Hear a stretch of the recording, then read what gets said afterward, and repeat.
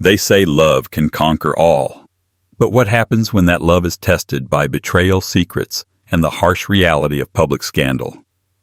In this tangled web of devotion and deceit, Tessa believed she had the perfect life with the man of her dreams. She gave up everything, her career, her passions, her independence, to be the dutiful wife. But when whispers of a mistress named Jade turned her world upside down, Tessa was forced to confront the unthinkable. Little did she know the greatest shock was yet to come. Because Jade wasn't just any mistress, she held secrets explosive enough to destroy everyone involved. Tessa Martin never imagined her life would become the stuff of headlines. She was raised in a small town called Willow Creek, nestled in the rolling hills of Tennessee, far from the glitz and glamour of big cities like New York or Los Angeles. Growing up, her dreams were simple. Have a loving family, a cozy home, and perhaps a small cafe where people could gather over warm cups of tea. Her father, George Martin, worked in carpentry, and her mother, Linda, spent her days tending a small greenhouse filled with flowers. Tessa's childhood was quiet and unremarkable, but she longed for more. Fate intervened when she met Daniel Preston. He was visiting Willow Creek on business, assessing land for a real estate development project. With his charismatic smile and big city ambitions, Daniel set Tessa's heart racing.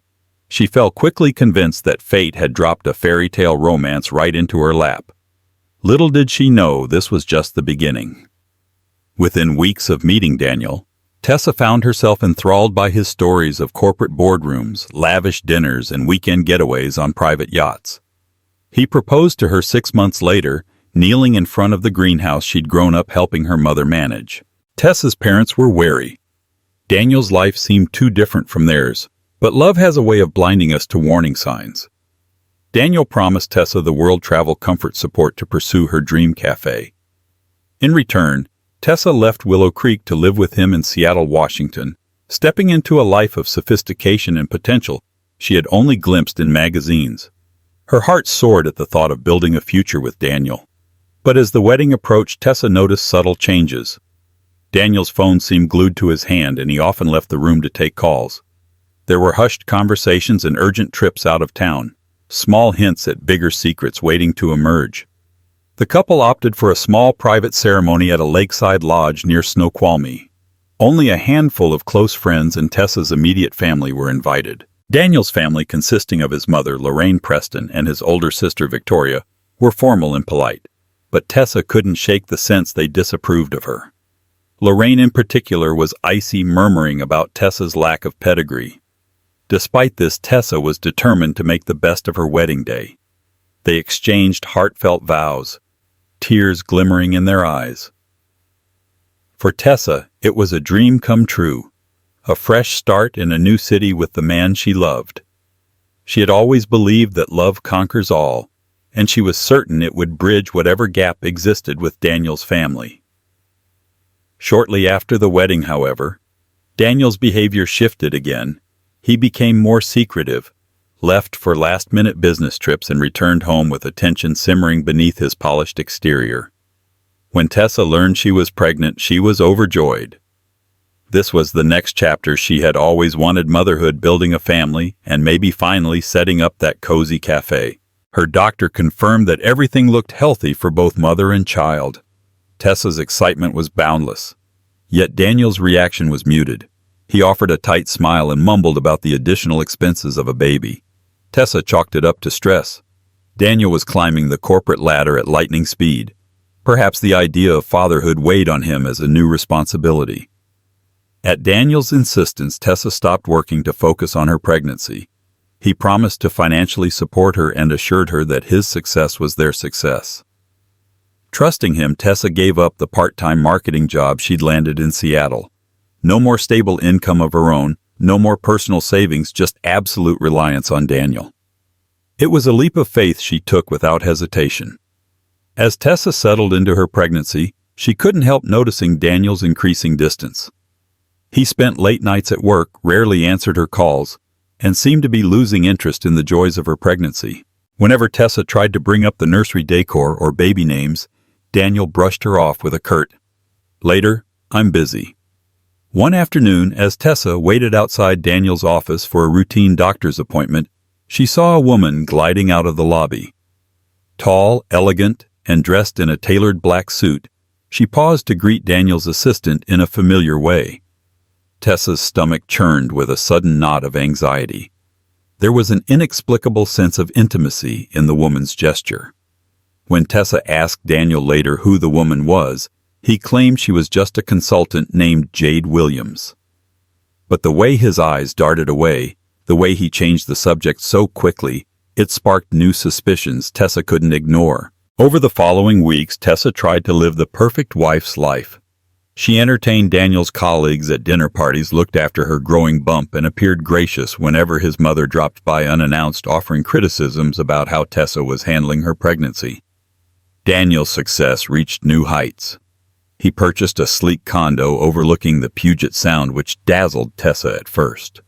Marble countertops, floor-to-ceiling windows, and a stunning view of the water. She felt she was living someone else's glamorous life. But a restlessness crept in. The more extravagant Daniel's lifestyle became, the more hollow it felt. Late one night, Tessa woke up to find the bed empty. She found Daniel pacing on the balcony, phone glued to his ear. The way he spoke, hushed, urgent, with occasional laughter, did not sound like a typical business call.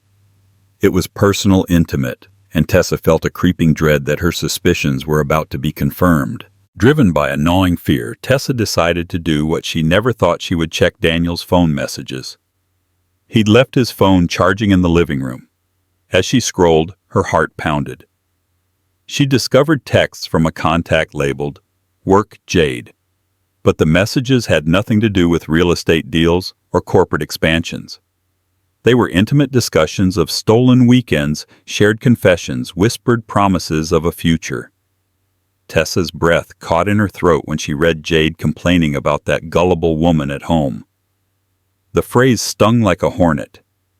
When Daniel found Tessa, tears streamed down her face. She demanded answers, but he merely snatched his phone away. He called Tessa paranoid, overreacting because of the pregnancy hormones. His gaslighting ignited a confrontation so fierce that Tessa feared she would go into early labor. The beautiful marriage she had sacrificed so much for was now on the brink of collapse. Over the next day, Tessa shut herself in the guest bedroom, refusing to see Daniel. She replayed their entire relationship, questioning every gesture, every promise. Daniel eventually came to her arms laden with roses and an apology on his lips. He swore that nothing serious was happening, it was just flirting gone too far. He assured Tessa that Jade meant nothing, that he would cut ties immediately. Desperate to believe him, Tessa agreed to give their marriage another chance. She demanded that he block Jade from his phone, that he never see her again. Daniel promised he would. She wanted to believe she could forgive him. After all, she was carrying their child, and she still loved him deeply. But Tessa's instincts nagged her. Even as she accepted his apology, something in Daniel's eyes told her he wasn't ready to let go of Jade. Secrets and half-truths still lingered in the shadows. A few weeks later, Tessa's anxiety worsened. Daniel resumed his mysterious late-night calls, and once again Tessa suspected Jade was still in the picture. She confided in her best friend Sarah Dixon, whom she'd known since high school. Over coffee, Tessa poured out her suspicions and heartbreak. Sarah, outraged, demanded that Tessa consider leaving Daniel. But Tessa felt trapped. She had no job, no savings, and a baby on the way. She had sacrificed everything, her autonomy, her old life, to support Daniel's dreams. So Tessa tried to focus on self-care, prenatal yoga, journaling, and prepping for the baby's arrival. Yet the tension with Daniel never eased. His phone never left his side. He became more irritable, snapping at Tessa for trivial things. She wanted to believe that these were just growing pains of impending fatherhood. Deep down, however, she sensed that something far darker was roiling beneath the surface. One rainy afternoon, Tessa was reviewing baby names on her laptop when the doorbell rang. Thinking it was a package, she answered casually, only to find Jade Williams herself standing on the doorstep. She introduced herself with a breezy confidence that made Tessa's heart pound. Jade looked impossibly put together in a tailored burgundy coat, her glossy hair slicked back in a sophisticated bun. Jade offered a disarming smile. "May I come in, Tessa?" she asked as if this were a polite social call. Before Tessa could respond, Jade stepped across the threshold, scanning the condo's interior like she owned the place. Tessa's voice trembled when she finally spoke. "Daniel isn't here." Jade shrugged, feigning nonchalance. "That's fine. I actually came to speak with you." Tessa braced herself, dread coiling in her stomach. She had no idea what Jade might reveal, but she sensed nothing good could come from this encounter. Tessa stood frozen near the couch, her fingers trembling slightly as she clutched the back of the armrest. The air inside the condo felt too still, as if it were holding its breath. Across from her, Jade Williams, tall, poised, and unnervingly composed, leaned against the kitchen island with the casual elegance of someone who didn't feel like a guest. She looked like she belonged there, and that unsettled Tessa more than anything. "Would you like some tea?" Tessa asked. Finally, her voice brittle, almost mechanical. Jade raised an eyebrow, a faint smirk tugging at the corners of her lips. "Tea. That's adorable, but no. I didn't come here for pleasantries."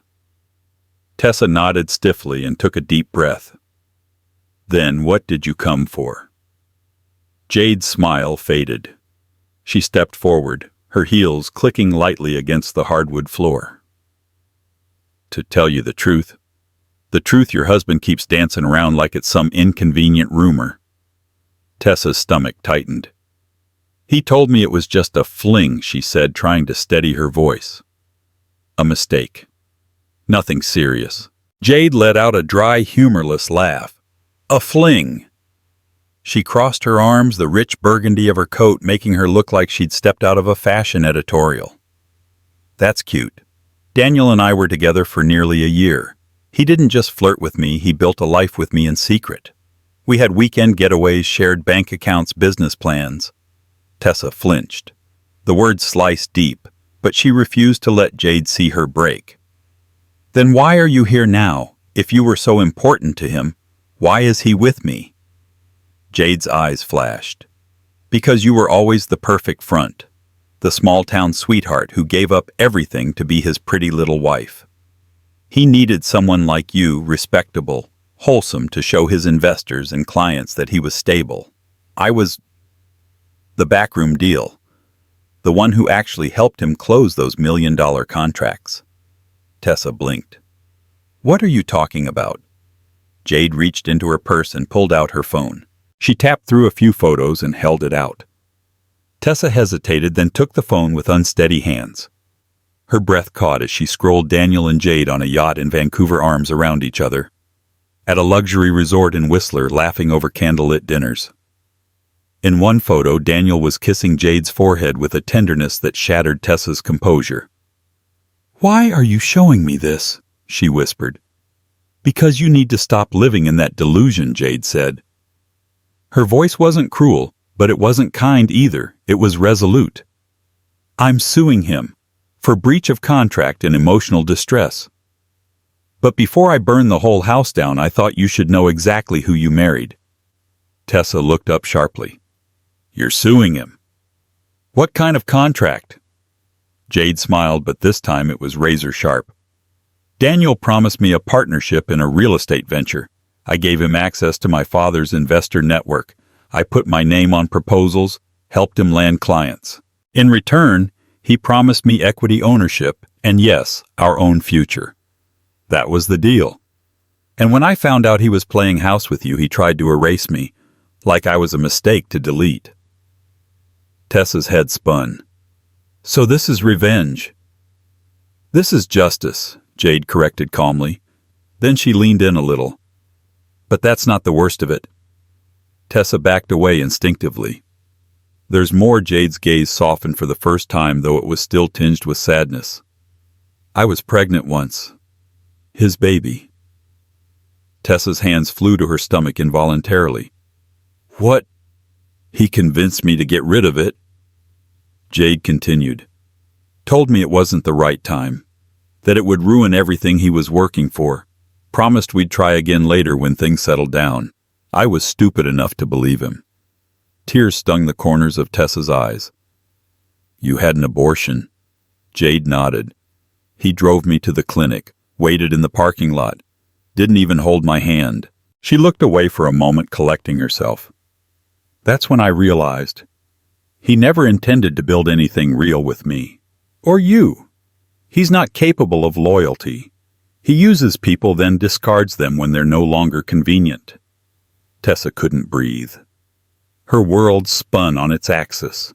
Everything Daniel had said, every hollow apology, every soft-spoken reassurance, it all unraveled into lies. And now here was Jade, standing in the middle of her living room, peeling back the last layer of the man she thought she knew. "I'm sorry," Jade said softly, "not for loving him, but for thinking he could ever love anyone." For a long moment neither woman spoke. Tessa's tears spilled freely, now hot and silent. Jade placed her phone back in her purse and walked to the door. "I won't bother you again," she said. "But I hope for your sake and your child's you see him clearly now." And with that, Jade left quietly, without slamming the door, without drama. Just a final echo of stilettos down the hall and silence. Tessa stood alone, her hand on her belly, her heart breaking in a dozen different directions. Jade didn't finish her sentence yet. Tessa understood the implication. The blow was devastating, unraveling every dream she had pinned on Daniel. She could hardly breathe as Jade recounted how Daniel had arranged for Jade's procedure, settling the matter discreetly, leaving Jade bitter and regretful. That was the moment Jade decided she wouldn't be brushed aside. "You and I both know Daniel isn't the man he pretends to be," Jade said with a chilling calm. "He's a smooth talker, a manipulator. That's why I'm going to make sure he pays for what he's done legally, financially, and publicly if necessary." Tessa felt faint fury intermingling with heartbreak. She wanted to scream, to throw Jade out of her home, but she was also terrified. Jade was no mere fling seeking revenge. She was a savvy professional who knew exactly how to dismantle Daniel's facade, and Tessa was carrying his child bound to him indefinitely. When Daniel finally returned home, Tessa cornered him with Jade's revelations. She demanded the truth. Had he really forced Jade to terminate her pregnancy? Had he lied about the depth of their relationship? Daniel's reaction stunned Tessa. Instead of remorse, he lashed out. He accused Jade of being obsessed, a liar who fabricated stories for attention. "She wants my money and wants to destroy our marriage because I chose you over her," he yelled. Tessa couldn't tell what was true anymore. Desperate, she asked him to swear on their unborn child's life. He hesitated, eyes flickering with something close to guilt. Still, Daniel doubled down, insisting Jade was manipulating Tessa. "I never asked her to do anything," he hissed. "She's trying to sabotage us." Tessa felt torn. She knew Daniel could be charmingly manipulative, yet she also feared Jade's cunning. Unsure whom to trust, Tessa's faith in her marriage eroded further. Overnight, Tessa's world morphed into a nightmare. Jade's words echoed through her mind. She tried to focus on self-preservation. She told Daniel to cut Jade out of his life completely. No emails, no phone calls, no hush money. "If you want this marriage to work," she said, "you have to prove it." Daniel resisted, claiming Jade would make everything worse if he cut contact abruptly. He insisted on handling it his way. Tessa realized she was no longer an equal partner in her own marriage. She was at Daniel's mercy. In a moment of desperation, Tessa called her father for advice. George Martin, sensing his daughter's distress, implored her to come home until she could figure things out. But Tessa couldn't imagine leaving Seattle. She was ashamed of how her parents would react, how her small-town neighbors would whisper. She resolved to stand firm to weather this storm alone, though she felt more isolated than ever. Despite Tessa's misgivings, she and Daniel carried on with the facade of a normal marriage.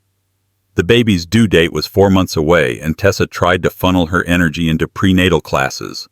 Yet she could sense the tension building in the background. Daniel was restless, edgy.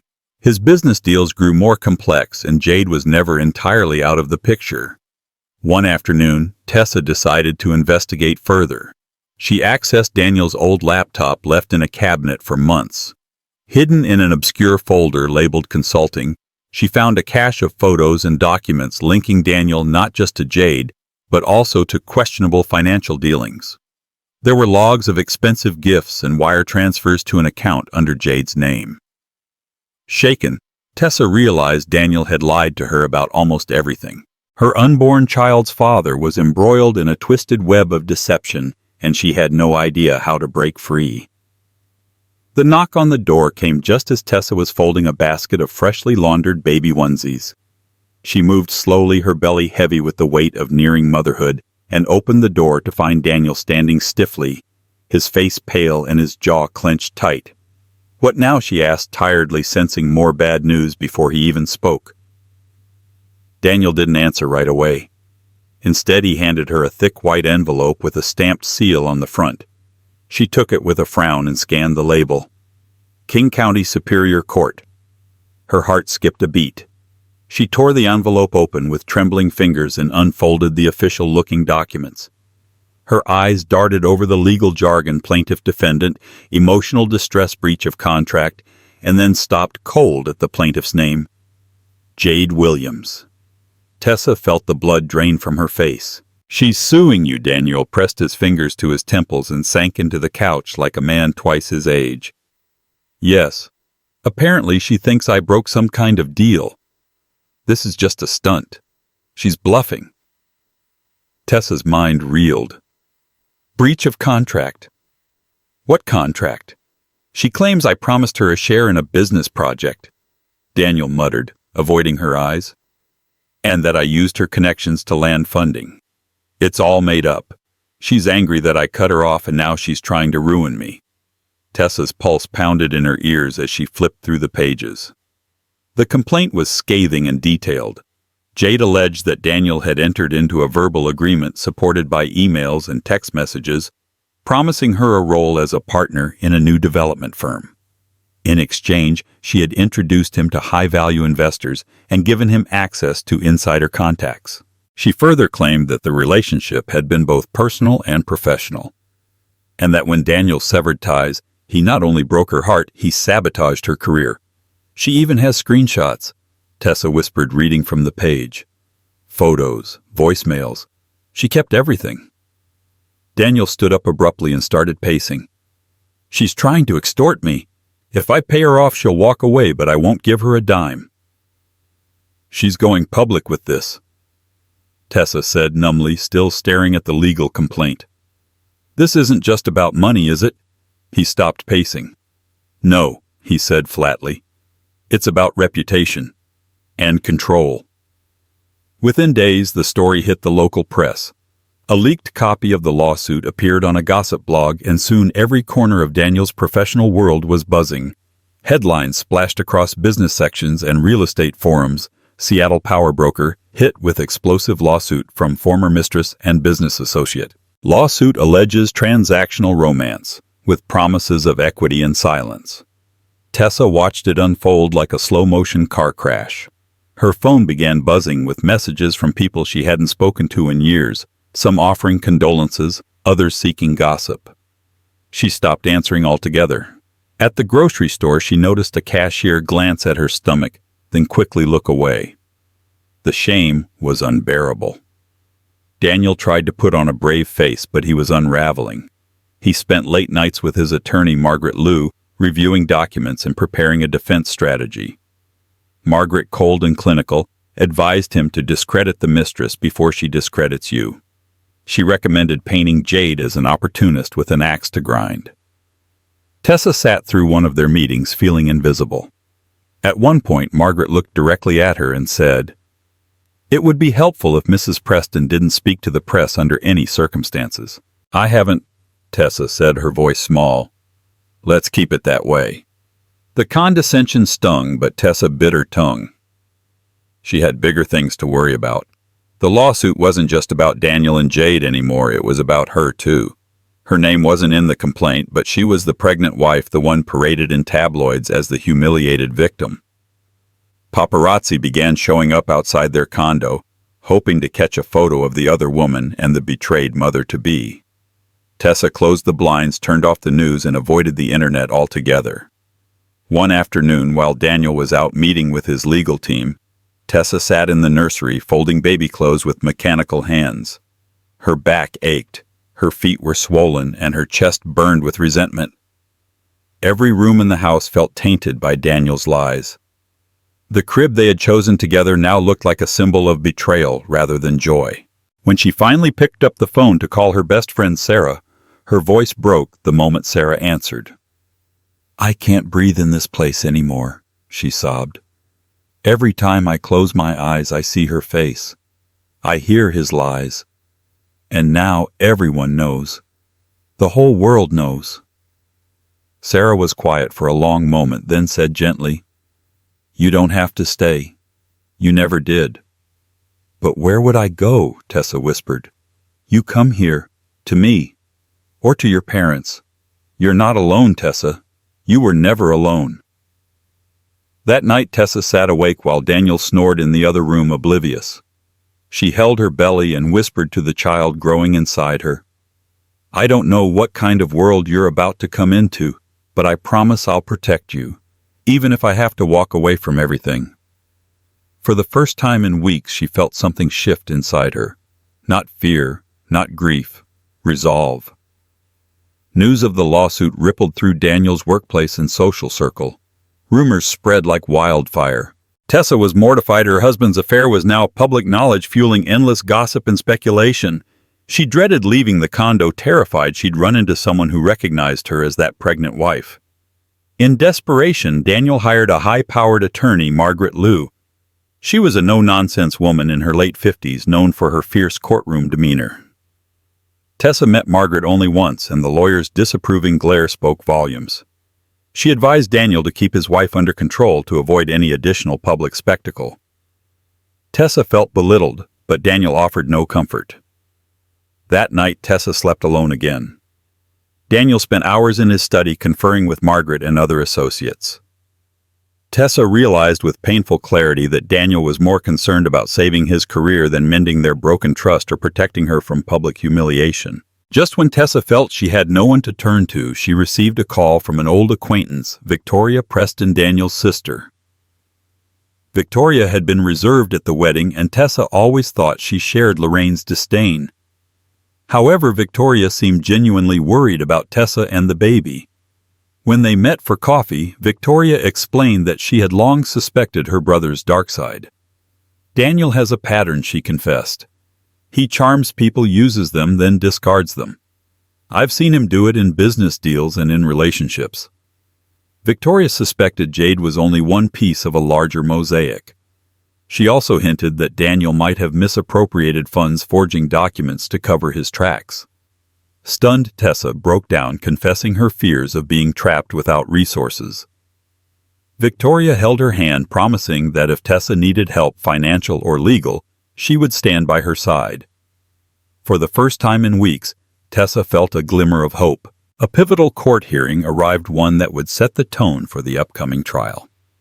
Jade's attorney, a cunning man named Bryce Oakland, presented an array of evidence, emails, text messages, and even recorded phone calls in which Daniel made explicit promises of financial support and business ownership. Tessa attended the hearing, her pregnant belly now quite noticeable. She listened in horror as Jade's claims painted Daniel as manipulative, controlling, and unscrupulous. Every piece of evidence seemed to confirm Jade's version of events. Worse, Jade declared that Daniel had asked her to take care of a pregnancy to avoid complications in his personal life. While Daniel's lawyer fought to discredit Jade, Tessa could see that the truth was more complicated than Daniel's denials. The judge set a subsequent trial date, and the press was already buzzing with rumors about the high-profile scandal. Tessa's life, already in tatters, was about to be dissected publicly. Later that night, Tessa confronted Daniel once more. She demanded he tell her everything. No more lies, no more half-truths. Sensing he was cornered, Daniel finally confessed. He admitted that he and Jade had been entangled in a long-term affair. He had indeed encouraged Jade to have an abortion when she became pregnant months before Tessa did. Daniel insisted that he truly loved Tessa, but he had been seduced by Jade's ambitions and connections. She had introduced him to key investors, smoothing the way for lucrative deals. As for the lawsuit, Daniel claimed he never formally promised Jade a business partnership. It was all an attempt to keep her from going public. Tessa stood there numb. She was furious and heartbroken in equal measure. Everything she thought she knew had fallen apart. Daniel's entire confession was an admission of betrayal and cowardice, and Tessa had to decide what to do next. Tessa spent the following days wrestling with questions of loyalty, forgiveness, and her child's future. Part of her wanted to leave Daniel immediately. Another part worried about how she would support herself and the baby alone. Even if she fled, Jade's lawsuit and the public scandal would follow her everywhere. Victoria urged Tessa to file for separation and offered to help financially. Tessa hesitated, feeling guilty accepting help from the sister of the man who had wronged her. Then Lorraine Preston, Daniel's frosty mother, compounded Tessa's turmoil by showing up unexpectedly. Lorraine blamed Tessa for Daniel's predicament, accusing her of not maintaining a proper household or satisfying her husband's needs. Tessa was too shocked to respond. Lorraine left with a sneer, warning Tessa that if she brought further disgrace to the Preston name, she'd regret it. Isolated, belittled, and nearing her due date, Tessa had never felt more vulnerable. One evening, Tessa's phone buzzed with an unknown number. Expecting another reporter, she answered wearily, only to find Jade on the line. "We need to talk," Jade said softly. Tessa bristled, but Jade insisted it wasn't a trap or intimidation tactic. She wanted to meet woman to woman. Reluctantly, Tessa agreed. They met at a small cafe away from the city's prying eyes. Tessa expected a combative exchange, but instead Jade shared her own story. A troubled childhood, a string of toxic relationships, and her desperation to make something of herself. She admitted that while she'd known Daniel was married, she was drawn to his promises of building a business and a family away from prying eyes. Tessa was torn between anger and a strange sympathy. For the first time, she saw Jade not as a villain, but as someone Daniel had also manipulated. Yet Jade was still intent on winning her lawsuit, and Tessa wasn't sure how that would benefit anyone. Back at home, Daniel seethed when he learned of Tessa's meeting with Jade. He accused Tessa of conspiring against him, taking the mistress's side. Tessa retaliated angrily, reminding him that he'd created this mess. She was merely trying to protect herself and their baby. Feeling cornered, Daniel made a bold move. He filed a countersuit against Jade for defamation. His legal team argued that Jade's claims were baseless, designed to extort money. The tabloids ate it up. New headlines blared daily about the battle of the pregnant wife versus the cunning mistress, stoking the public's fascination. Tessa found herself trapped in a bizarre spectacle, forced to attend court hearings that churned up humiliating details of Daniel's infidelities. Even worse, the stress started affecting her health. Her obstetrician warned her that her blood pressure was dangerously high, cautioning that persistent stress could endanger the pregnancy. Still, Tessa could see no immediate escape. As the lawsuit escalated, Tessa's emotional turmoil intensified. She lay awake each night, anxiety gnawing at her mind. Was she selfish for thinking about leaving Daniel, thereby fracturing her child's family before it even began? Or was she endangering herself and her baby by staying? Daniel, overwhelmed by legal fees and negative publicity, grew more distant than ever. He also grew resentful. Tessa's presence reminded him of his guilt. Their arguments escalated to shouting matches, and Tessa worried neighbors would call the police. More than once, she cried alone in the bathroom, clutching her belly, whispering, "I'm so sorry," to the unborn child caught in the crossfire. Meanwhile, Jade pressed forward with her lawsuit. Tessa found it absurd, two women both pregnant by Daniel fighting for different reasons. But Jade's personal heartbreak fueled her legal campaign, and Tessa couldn't deny a grudging admiration for her perseverance. At last, the case went to trial. Cameras flashed outside the King County Courthouse. Reporters swarmed, capturing every moment of the love triangle saga. Jade's suit against Daniel was front-page fodder. Tessa took her seat behind Daniel's legal team, feeling nauseous not only from pregnancy, but from dread. Jade's attorney, Bryce Oakland, opened with a scathing summary of Daniel's misdeeds: emotional manipulation, broken promises, coerced abortion. Evidence after evidence was presented: text messages, hotel bills, and even a voice recording in which Daniel appeared to acknowledge owing Jade for her silence. Tessa sat through it all, her heart pounding with rage and shame. Margaret Lou, Daniel's attorney, countered by painting Jade as an opportunist who latched onto Daniel to advance her own career. She dismissed Jade's evidence as circumstantial or fabricated. But Tessa could see the cracks in Daniel's defense. The question was, how big would those cracks become by the trial's end? On the second day, Tessa was unexpectedly called as a witness. Jade's team knew her testimony could make or break their case. Tessa's hands trembled as she took the oath. She was torn between protecting her husband despite his betrayal and telling the truth. Under Bryce Oakland's questioning, Tessa acknowledged discovering Daniel's affair through text messages. She testified that Daniel had shown remorse but continued seeing Jade. She also admitted that Daniel's behavior had been secretive and controlling. When asked about the possibility of Jade's pregnancy, Tessa hesitated. Daniel told me it happened, but that Jade chose to terminate, she said, her voice quivering. I was told it was consensual. I don't know the details. Margaret Lou tried to discredit Tessa's statements, implying Tessa's emotional state made her an unreliable narrator. But Tessa refused to be cornered. She stuck to the facts. By the time she stepped down, she felt shattered yet oddly relieved at having spoken her truth. The emotional toll proved too great for Tessa's pregnant body. Leaving the stand, she felt lightheaded. Her vision blurred and she nearly collapsed in the courthouse hallway. Paramedics were called and Tessa was rushed to the hospital. The doctors diagnosed severe stress-related hypertension. Tessa was placed on bed rest to avoid premature labor. She spent nights in the hospital alone as Daniel juggled court appearances and damage control. Only Sarah Dixon, her best friend, and Victoria Preston visited regularly, offering emotional support. In the sterile hospital room, Tessa finally confronted the bleak reality: Daniel cared more about salvaging his reputation than his wife's well-being.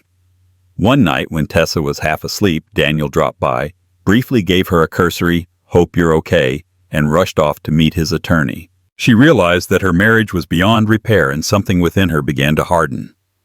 Meanwhile, Jade's legal team procured documents that could devastate Daniel's defense: bank statements, showing multiple transactions from Daniel to Jade's account clearly labeled consulting fees, and emails hinting that Jade had lent Daniel her father's connections in exchange for a stake in a new real estate venture.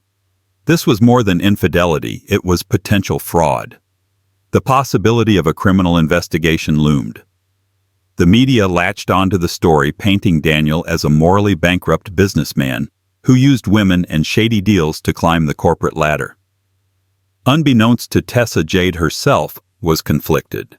Despite her anger, she felt pangs of guilt every time Tessa's hospitalization was mentioned in the press. But Jade resolved that the lawsuit had to proceed. For her, it was more than revenge. It was an assertion of power she'd been denied. She would no longer be the woman Daniel tossed aside. The final month of Tessa's pregnancy approached. Bed rest gave her plenty of time to reflect. She saw a counselor who encouraged her to consider her own well-being emotionally, financially, and physically. The reality was stark: if Tessa stayed, she'd be tethered to Daniel's toxic world. During a quiet afternoon at home, she'd been released from the hospital under strict orders to rest. Tessa made her decision. She packed a suitcase, called a taxi, and headed to Victoria's townhouse.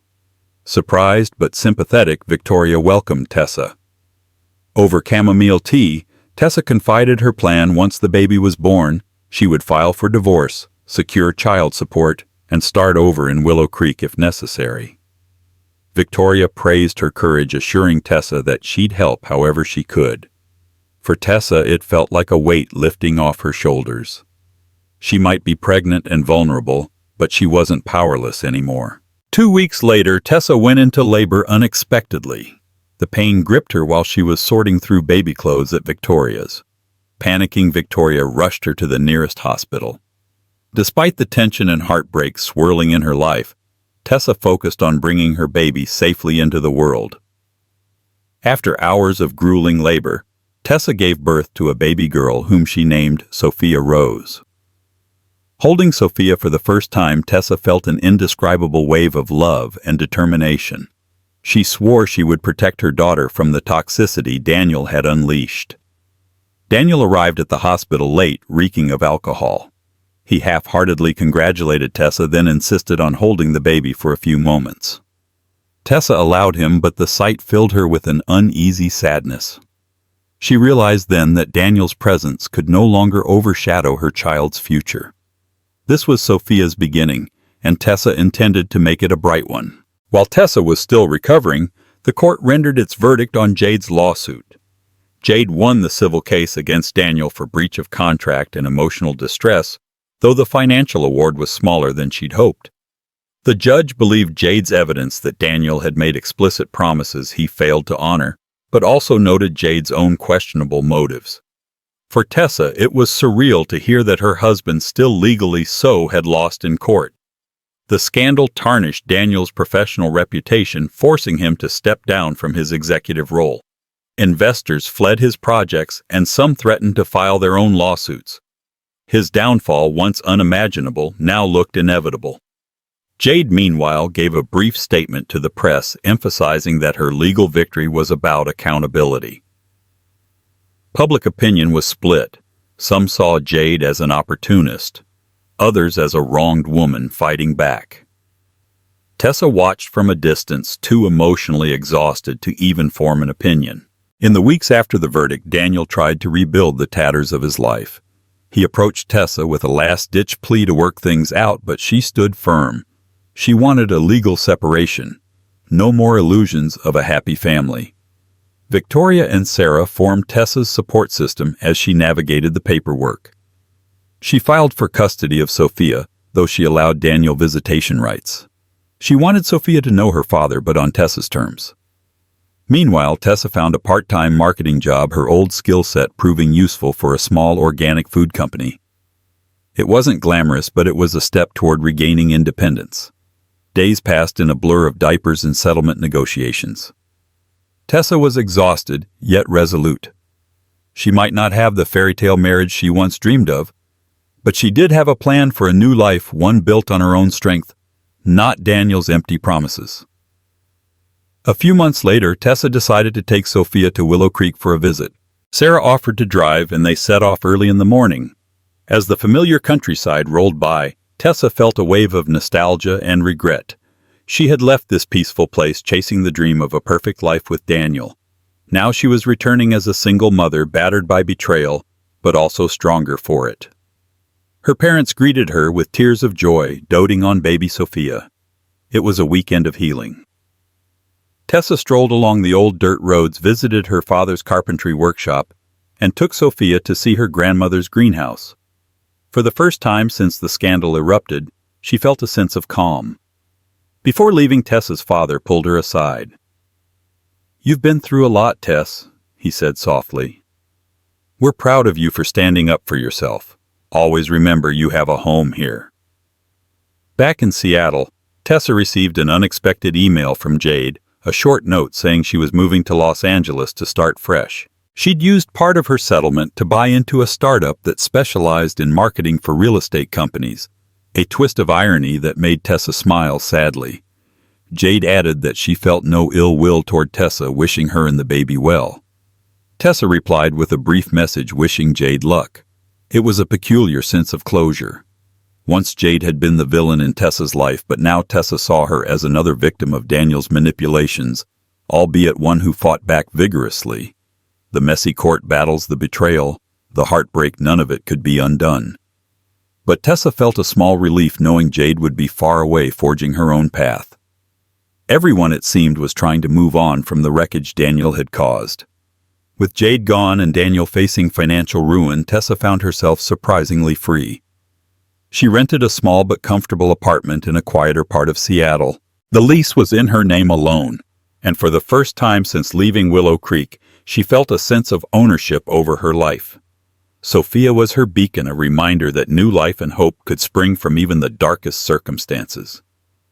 Day by day, Tessa learned to manage single motherhood, sleepless nights, frantic morning bottle feedings, rush hour traffic to her marketing job.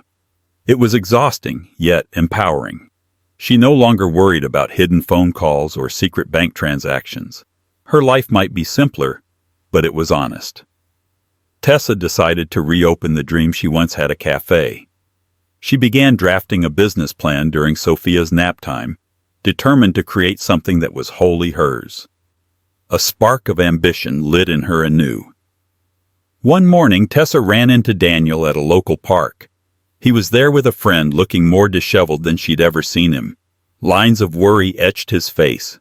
When he noticed Tessa pushing Sophia's stroller, he approached hesitantly. "How's my daughter?" he asked, voice subdued. Tessa allowed him a moment to see Sophia, who was babbling happily, oblivious to the tension between her parents. Daniel looked at Sophia with a deep sorrow. Maybe it was regret for what he'd lost. Maybe it was shame for what he'd done. He apologized to Tessa truly for the first time. He acknowledged that no apology could fix the past, but he wanted Tessa to know he'd found therapy and was trying to become a better person. Tessa listened, tears welling in her eyes. She nodded, accepting his apology for what it was, but knowing it wouldn't change her decision. She had moved on. Months went by. Tessa's divorce from Daniel was finalized, granting her full custody and a modest child support agreement. With Victoria's help, she secured a small loan to lease a storefront near Pike Place Market, a bustling tourist spot. It was risky, but Tessa believed in her vision. She spent weekends repainting the walls in soft pastels, installing rustic wooden shelves, and picking out second-hand furniture with cozy charm. She named her cafe Sophia's Hearth, dedicating the space to her daughter as a symbol of hope. Every detail, from the chalkboard menu to the handmade pastries, reflected Tessa's journey from heartbreak to independence. When the cafe finally opened, it was slow at first, but word spread about the welcoming atmosphere, the locally sourced teas, and Tessa's warm smile. Slowly, business picked up, and Tessa began to see a future that was brighter than any fairy tale she'd once imagined with Daniel. On a busy afternoon at Sophia's Hearth, Tessa spotted a familiar face entering the cafe, Margaret, Daniel's former lawyer. Tessa stiffened, recalling Margaret's cold demeanor. To her surprise, Margaret offered a polite smile and approached the counter. "I've heard good things about this place," Margaret said, nodding at the bustling interior. She ordered a latte and, after taking a sip, complimented Tessa on the delicious brew. Then Margaret sat down and asked if Tessa had time to chat. Margaret explained that she was looking for a new legal marketing partner, someone to coordinate social media branding and client outreach for her firm. She had seen Tessa's marketing work and was impressed by her resilience. Though Tessa felt a surge of past resentment, she recognized this as an opportunity to expand her freelance marketing portfolio and secure additional income for Sophia's future. After a moment's hesitation, Tessa agreed to consider the offer. After Margaret's proposal, Tessa spent days weighing the pros and cons. Margaret represented a painful chapter of her life, but this contract could significantly bolster Tessa's finances and help her secure a stable future for Sophia. Eventually, she set aside personal grudges and accepted seeing it as a strategic business move. Their professional relationship turned out surprisingly positive. Margaret was impressed by Tessa's thoroughness and creativity, while Tessa found Margaret to be straightforward and efficient, qualities she'd underestimated before. Over time, they forged an unlikely camaraderie rooted in mutual respect. The collaboration not only boosted Tessa's confidence, it also helped her refine her marketing skills, which she applied to Sophia's Hearth. The cafe's online presence improved, drawing in more customers. For the first time since the fiasco with Daniel, Tessa felt that the world wasn't stacked against her. She was carving her own path and building alliances on her own terms. A year after Sophia's birth, Tessa was a different woman. Her life was no longer defined by Daniel's betrayal or Jade's lawsuit. Instead, it was defined by early mornings at the cafe, laughter with Sophia, and evenings spent refining marketing strategies. Tessa allowed Daniel occasional supervised visits. He seemed genuinely remorseful, attending therapy and attempting to rebuild a strained relationship with his daughter. While Tessa wasn't ready to fully forgive, she recognized that harboring resentment served no one, least of all Sophia. One evening, after closing up the cafe, Tessa gazed at the twinkling lights of Seattle. She recalled the naive girl who had once arrived in this city starry-eyed and trusting. Now she was a business owner, a mother, and a survivor. She smiled, feeling a spark of gratitude in her chest. Even in a world brimming with deceit and heartbreak, she had discovered her strength, and that was priceless. In the end, Tessa's story isn't just about betrayal or a scandalous lawsuit. It's a testament to resilience, the power of a mother's love, and the courage to redefine one's life after total upheaval. From small-town dreams to high-stakes drama in the big city, she learned that surrendering everything for the illusion of love can lead to devastating consequences. Yet sometimes the ruinous chapters of our lives pave the way for a more authentic, empowered future. If Tessa's journey moved you, or if it reminded you of the strength that lies within each of us, we invite you to like this video, share it with friends who might need a dose of hope, and subscribe to our channel for more stories that delve into the human heart's triumphs and trials. Your support helps us bring you more inspiring narratives, so don't forget to hit that subscribe button. Thank you for watching. Until next time, stay strong and believe in new beginnings.